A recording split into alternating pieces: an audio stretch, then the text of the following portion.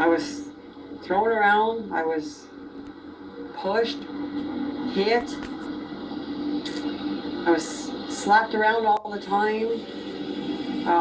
And it just, as I got older, it was just getting worse and worse. It got to the point where one day I sneezed and it kind of went on the daughters. So she turned around and she stood me in a corner in my school uniform, and the whole family spit on me.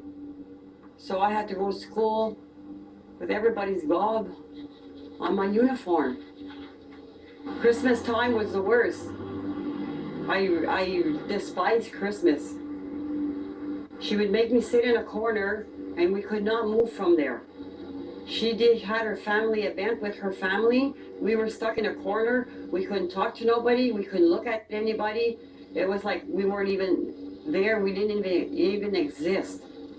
And if we looked at her the wrong way, we would get her fist in our face. She told me repeatedly that I was no good for nothing, that even my parents didn't even want me. We couldn't say too much to our worker. She would warn us that the worker was coming to see us. And she told us that if we said anything, absolutely anything, that went on in that house, that we would pay the price when she left. So we could not say nothing. All we were allowed to say to her was everything was fine. And that we liked living there. And that she was a good mom, which she wasn't. I want them to be accountable for what they've done to a lot of the children that were put in foster home in the past that are suffering. They don't have a life.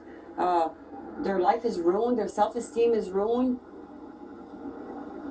There's a lot of them are suicidals, or a lot of them are drinking. Or it's all pain they've put on us,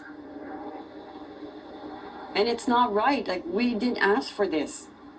They are accountable for what they've done to us.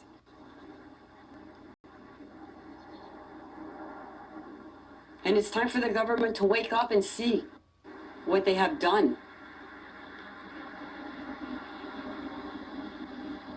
I would have liked to have a better life. I had dreams. Oh, they never used my legal name that I was born with. They made up a name. The name that they've used all my life was Chretien. I have no idea what that word means. Never heard it in my life. But that was my name all my life. I was not Carole Chretien-Rankin. That person never existed. Never. It came back to me in my life when I turned 16 and got out of there. That's when I was able to use my legal name. Pretty sad.